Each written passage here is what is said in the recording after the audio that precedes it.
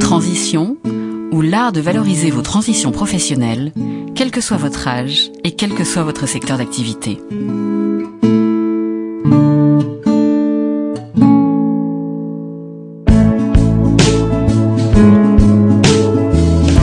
Amis auditeurs, bonjour. Je suis Mireille Garola et nous parlons aujourd'hui de transition professionnelle. Je vous donne rendez-vous à 14h chaque 4e mardi du mois pour notre rendez-vous mensuel.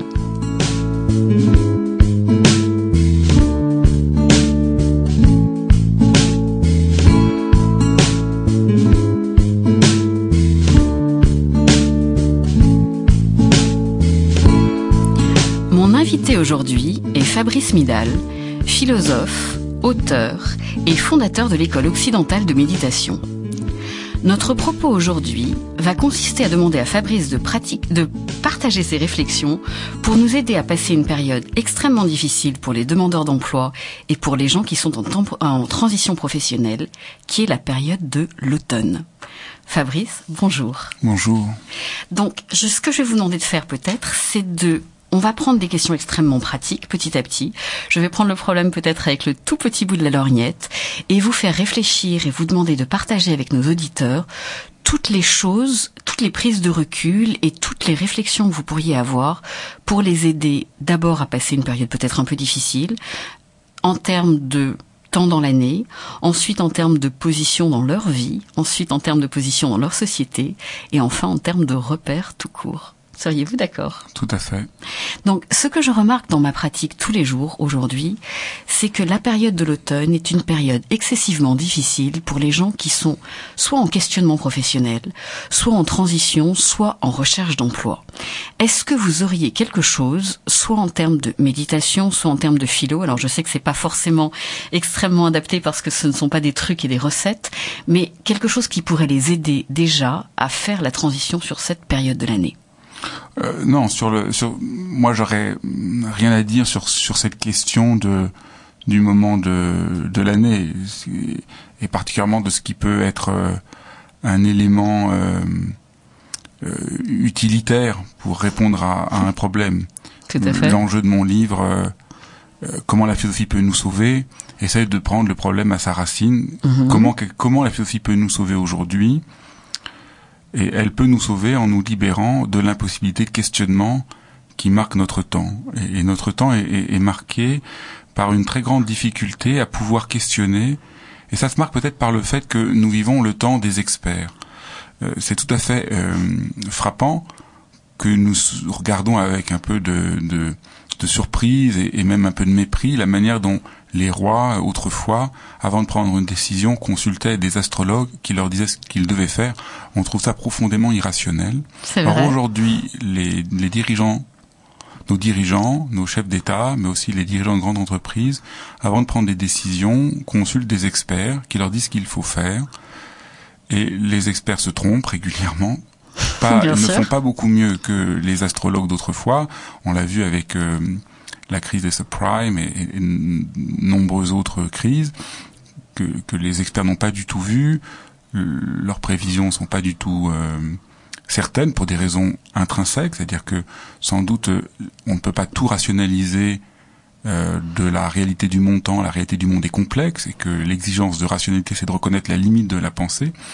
Mais néanmoins, on s'abandonne aux experts partout, avec la déshumanisation que cela entraîne et l'irrationalisme que cela entraîne. Et je crois que les gens qui sont en souffrance, mais au fond tout le monde, est victime de cette situation, de l'absence de questionnement au nom de ce qu'on appelle l'ordre économique. Et là, il y a vraiment un grand malentendu sur lequel j'essaie de revenir en détail dans mon livre « Comment la philosophie peut nous sauver ». Il y a un grand malentendu quand l'économique prend toute la place. Parce que alors là c'est le philosophe qui va parler, et vous allez voir que des fois par des choses complètement inactuelles éclaire beaucoup notre temps et notre monde, mais c'est quand même frappant que le mot économique vient du monde grec, qui le distingue très strictement du monde politique. L'ordre politique, c'est l'espace de la vie commune. L'ordre économique, oikos, ça veut dire la maison, la maisonnée. Et donc l'économique, c'est l'ordre de la maison, l'ordre individuel. Ce qui est tout à fait frappant aujourd'hui, c'est que l'ordre économique est considéré comme l'ordre général de la vie en commun. Or, il n'y a pas de vie commune à partir de l'économique, il y a une vie commune à partir du politique, c'est-à-dire à partir du fait qu'on parle ensemble et qu'on soit ensemble. L'ampleur, l'enflure, j'allais dire, de l'ordre économique, nous le payons très cher. Alors, j'aime beaucoup donner des exemples très concrets, tout bêtes. On parle aujourd'hui de ramassage scolaire. Oh, on parle de, vous avez raison. On parle régulièrement, j'entends à la radio, il faut rassurer les marchés, mais il faut gérer ses enfants. Qu'est-ce que ça veut dire? C'est le monde à l'envers? C'est le monde à l'envers. Mais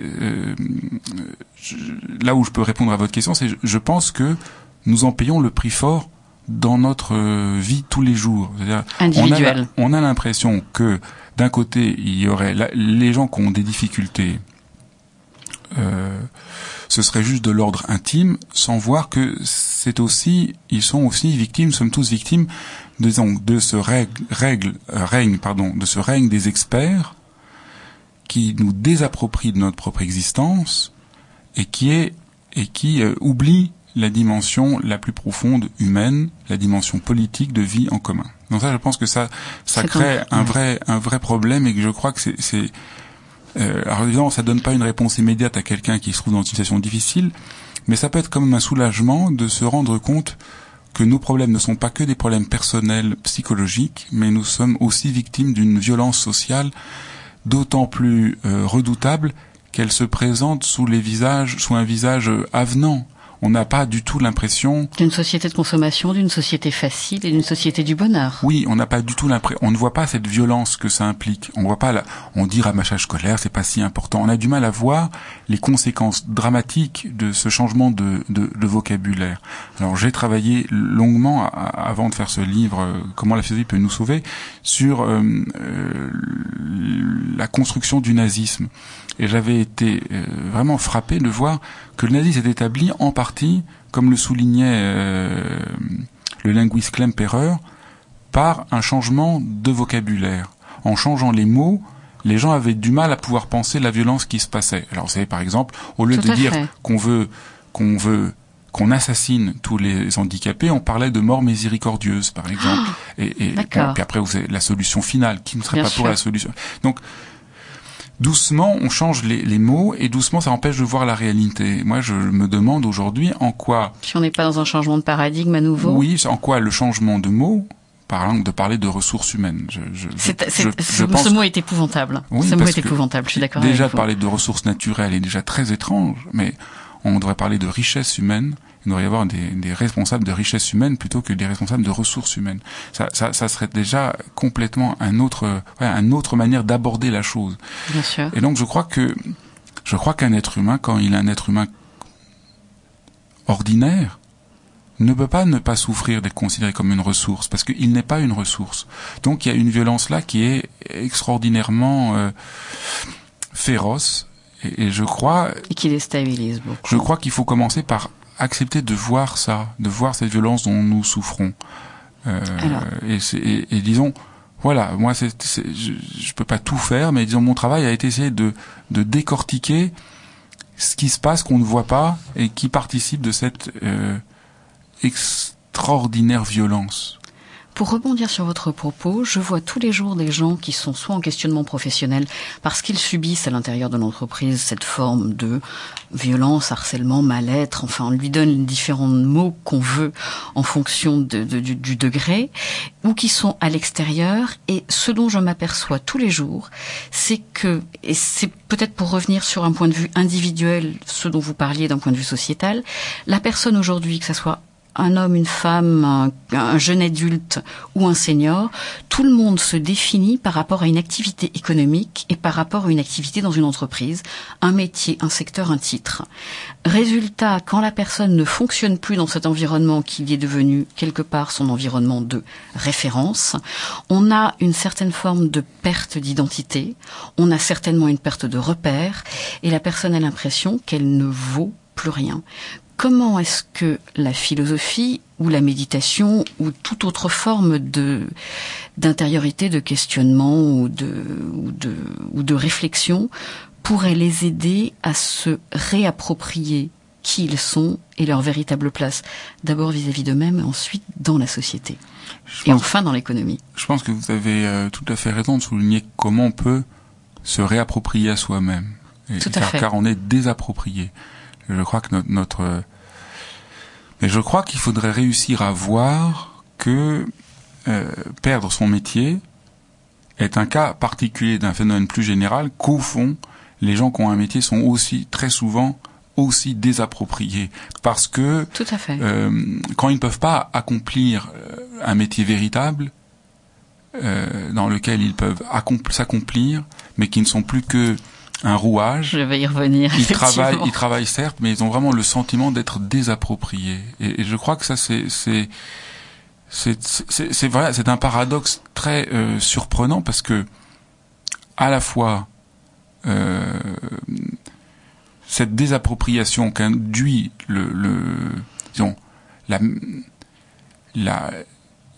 l'exagération du monde économique, oui, réduite à un pur management, débouche néanmoins sur la faillite de son propre système. Tout à fait d'accord. Parce que pour que l'économie fonctionne, s'il faut employer ces termes, il faut quand même qu'il y ait des êtres humains qui soient inventifs et créateurs et donc qui sortent de cette dictature des experts dont j'ai parlé, cette dictature irrationnelle des experts dans laquelle tout est mis en forme, en fonction d'un objectif financier. Oui, qui se trompe tout le temps. Il se trouve que moi, mon métier, parce que j'enseigne la méditation de manière bénévole, mais mon métier c'est d'être éditeur. Régulièrement on voit un livre qui marche, donc les éditeurs se disent on va faire un livre sur le même sujet, mais ça ne marche pas comme ça. Copier-coller. Ça ne marche pas comme ça. Ce qui marche, on comprend jamais pourquoi. Il y a quelque chose d'inattendu. Il y a toujours quelque chose d'inattendu. C'est un instant magique. Je pense que toute personne qui invente quelque chose et qui travaille, moi je suis éditeur dans le monde industriel, pas du tout. Quand même, ce qui fait qu'un livre marche, c'est une intuition que vous avez, un moment où un livre rencontre un public à un moment donné, ça serait pas le cas 6 mois plus tôt ou 6 mois plus tard. C'est un ensemble de choses qu'on ne peut pas mettre sous forme de paradigme. Et que les experts ne peuvent pas justifier et prévoir. Oui, et la volonté de tout mettre sous forme de paradigme, je l'ai dit de manière trop rapide, est irrationnelle. Je voudrais vraiment insister sur l'irrationalité de la prétendue rationalité des contrôleurs de gestion ou du processus de contrôle de gestion. Parce que si on voit pas ça, on a l'impression, j'oppose pas un discours, disons, humaniste à un discours rationnel. J'essaye de montrer l'irrationalité du discours pseudo-rationnel qui est aujourd'hui présent. Et c'est irrationnel parce que... La vie trouve toujours son chemin. Oui, absolument. C'est un peu ça que j'entends. Absolument, et c'est irrationnel parce que ça simplifie à l'extrême la complexité de la réalité. Alors, j'aime beaucoup le travail j'ai un trou de mémoire là, d'un homme qui a eu le prix Nobel d'économie, qui était le seul non économiste, le seul. Oui, Black Swan. On peut parler du Black Swan, mais je pensais ça commence par un K. En tout cas, ça va me revenir. Il explique très bien. On lui a demandé de d'analyser. Donc c'est un sorte de psychologue. Mais qui a eu le prix Nobel d'économie. On lui a demandé d'étudier une grande boîte dont les gens gèrent la fortune. D'accord.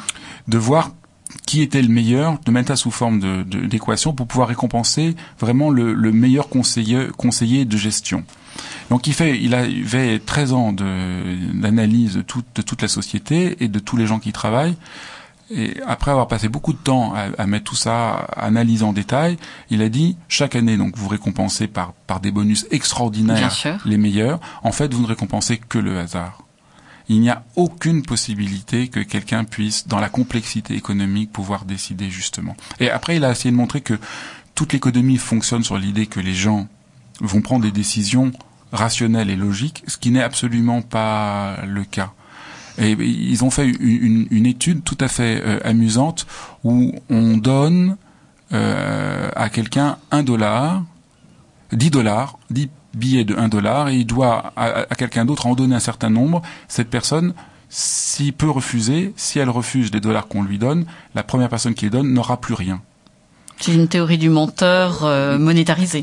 Et les gens qui donnent trop peu, par exemple, donc tout le monde sait la règle du jeu, les gens qui donnent que $2, souvent la personne les refuse. Ce qui est complètement, normalement, d'un certain point de vue, illogique, puisqu'elle gagne quand même $2. Donc par rapport à zéro. Mais elle considère que c'est trop injuste, qu'elle ne touche que $2 et que l'autre qui en a eu 10 lui en donne si peu. Ce qui court-circuite tout à fait la logique économique pseudo-rationnelle qui existait, en montrant qu'il y a une complexité psychologique qu'en oubliant, nous empêche de faire des bonnes décisions. Mais on peut parler aussi de ce que vous avez mentionné, le Black Swan, le signe noir, qui est on croyait, tous les scientifiques disaient que les signes sont tous blancs, parce qu'on n'avait vu que des signes blancs, oui. Et donc c'était une impossibilité qu'il y ait des signes noirs, jusqu'au jour où on a découvert qu'en Australie, il y a des signes noirs. Et donc, ça c'est Nassib Taleb, qui a montré vraiment l'absurdité de nos raisonnements. On considère qu'une loi statistique est une loi scientifique, mais les statistiques ne sont pas scientifiques. Ce n'est pas parce que quelque chose se produit très souvent que c'est une loi scientifique. Une loi scientifique impose qu'on puisse comprendre comment ça fonctionne et qu'il y ait une hypothèse qui soit validée. Et donc, c'est pas parce qu'on voit que des signes blancs qu'il n'y a pas de signes noirs. Et donc tout est pris comme ça. Un des autres problèmes majeurs, c'est le calcul de la moyenne. Partout, on construit des moyennes. Si vous avez, on appelle ça nettoyer les variables quand il y a des cas un peu en dessus ou très au-dessus. Ce qui fait qu'aujourd'hui, vous demandez par exemple comment un enfant apprend à lire à l'école, ce n'est pas comment un enfant apprend à lire à l'école, c'est comment un enfant moyen apprend à lire à l'école. Ce qui ne veut rien dire. Ce qui ne veut rien dire. Nous sommes tous des individus, donc nous sommes en bas de la courbe, en haut de la courbe, au milieu de la courbe, à n'importe quel endroit de la courbe. Oui, et qu'est-ce que ça veut dire? Donc tout ça participe d'une incroyable irrationalité. Et un des problèmes de cette irrationalité, c'est de nier la complexité du réel, de vouloir ultra simplifier la complexité du réel. Et donc ça implique, par rapport au thème que nous abordons aujourd'hui, ça implique que nous vivons dans un corset qui nous empêche de vivre et de respirer. C'est l'impression que ça me donne, tout à fait. Et donc je pense que les gens, évidemment, qui sont sur le bord de la route, mais aussi les gens qui sont dans le système et pas à l'aise, il y en a tout autant. Beaucoup. Je crois tout le monde souffre de cette négation profonde qui est très de notre côté magique. Très abyssal, voilà. On souffre de quelque chose qui est très abyssal, puisque c'est la négation de notre humanité au nom d'un management irrationnel, destructeur, contre-productif et devenu absolument fou. Et donc c'est ça, je crois qu'il faut vraiment réussir à prendre la mesure. Alors maintenant qu'on a vu ça, on peut commencer à essayer. Votre question. Comment se réapproprier? Et donc se réapproprier. L'idée, c'est comment est-ce qu'on retrouve l'espoir et comment on reconstruit quelque chose de forcément différent. Comment on trouve son propre, puisqu'on est désapproprié. Donc c'est pour ça que j'aimais beaucoup ce terme. On est désapproprié. Comment on retrouve son propre? Et là, il n'y a pas une réponse. C'est un chemin. Je pense qu'il n'y a pas d'autre manière de répondre à quelqu'un qu'il faut accepter que ce soit un chemin. Et ce chemin prend plein de formes diverses. Et pour un tel, ça sera telle chose. Pour une autre personne, ce sera telle chose. Évidemment, moi qui enseigne la méditation, je dirais, c'est bien de méditer. La méditation est un très beau chemin pour y arriver. Pourquoi? Parce que, alors donc, la philosophie, puisqu'on parlait vous m'aviez invité d'abord pour parler de mon livre, Comment la philosophie peut nous sauver. La philosophie nous apprend à sortir de cet irrationalisme du monde des experts qui nous empêche de poser des questions. Et elle nous sauve parce qu'elle nous permet de poser une question. Et que poser une question, c'est redevenir un être humain. Et que c'est ça qui est aujourd'hui interdit, c'est le fait de pouvoir poser une question. Et poser une question, c'est la dimension éthique par excellence. Mais, je pense que la méditation joue un rôle majeur aujourd'hui. On en parle beaucoup pour une raison toute simple. C'est que quand on médite, alors là aussi, contrairement à ce qu'on raconte un peu parfois, méditer, c'est ne rien faire. C'est arrêter de faire quelque chose. Donc on a le droit. On a le droit de Mais on a le juste devoir, j'entends, être. d'après ce que vous me dites. Surtout l'autorisation de juste être. Et donc quand les gens méditent même 10 minutes par jour, 5 minutes par jour, d'un seul coup, à un moment, ils apprennent à se foutre la paix. Parce que Ils le sortent problème, du système. ils sortent du système. Parce que vous avez, je crois que c'est ce qui participe de la désappropriation, c'est qu'on est tout le temps en faute. Oui. Un des principes du revenir management, là-dessus, oui. c'est qu'on est tout le temps en faute. La personne dans l'entreprise est tout le temps en faute à partir de cette pseudo-rationalité. Elle n'a pas fait assez, elle n'a pas fait bien, elle n'a pas fait à temps. Absolument. Et donc la personne qui Bien perd sûr. son emploi se sent elle aussi tout le temps en faute. Complètement. Et je pense qu'il faut Et c'est ici... un des gros problèmes quand ils sortent du système, c'est Absolument. qu'est-ce que j'ai mal fait. Et ma première réaction, toujours en face d'un cadre, en général dirigeant, qui me dit qu'est-ce que j'ai loupé par rapport à ce qu'on m'avait expliqué à l'école, par rapport à mon bac avec mention, par rapport à toutes mes responsabilités, je lui dis vous n'avez rien loupé, c'est le système qui ne fonctionne plus par rapport aux règles qu'on vous a données il y a 30 ans. Absolument. Et donc je crois que ça c'est extrêmement important. Donc je dirais, la méditation, moi je pense que ça serait indispensable parce que vous arrêtez un moment et donc vous arrêtez d'être en faute et vous retrouvez quelque chose comme un sens de confiance. C'est pour ça que Vous rentrez dans une bulle d'oxygène, la vôtre. Je dirais pas une bulle parce que vous êtes ouvert au monde, c'est pas une bulle. On présente trop la méditation comme une bulle. Je dirais juste vous arrêtez de faire quelque chose, vous êtes disponible. Donc c'est pas une bulle, vous êtes complètement disponible à la vie en vous. Parce qu'au fond, ce qui se passe, c'est que vous êtes privé. La désappropriation, c'est d'être coupé de la vie en soi. Et comment on revient à laisser la vie se déployer à neuf. C'est pour ça. On arrête de faire. On arrête. On arrête de faire. On arrête de faire. On arrête de faire dans l'obsession de faire bien. Et donc il y a comme un passage par oui. Il y a un passage qui nous sort de la fausse alternative dans laquelle on est. C'est-à-dire, je ne fais pas assez, il faut que je fasse plus pour que ça marche. Et en fin de compte, on est prisonnier de quelque chose.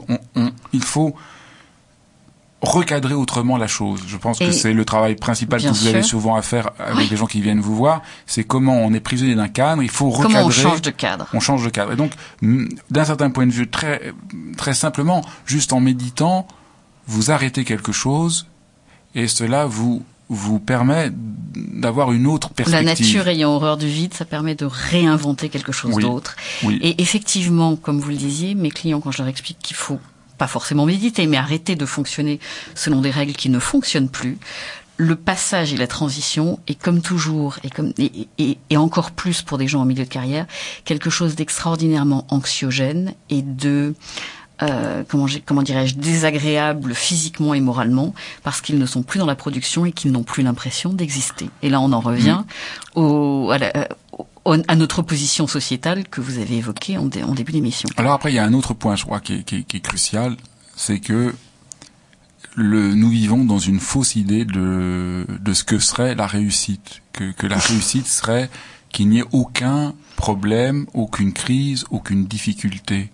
Mais quelqu'un qui ne souffre pas, qui ne ressent rien, qui est toujours à l'aise, pour lequel tout va bien, soit c'est un psychopathe, soit c'est un cadavre. Soit c'est un acteur d'Hollywood. Oui. Et encore plus sur les séries actuelles, sur les séries d'il y a une 50aine d'années. Oui, donc ça n'existe pas, mais on a oublié ça. Je pense que ce qu'il faudrait dire aujourd'hui, particulièrement moi je dirais à tout le monde, mais à tous les jeunes qui sortent de leurs études, c'est une carrière réussie, c'est une carrière dans laquelle on tombe, on échoue, on tombe et on échoue.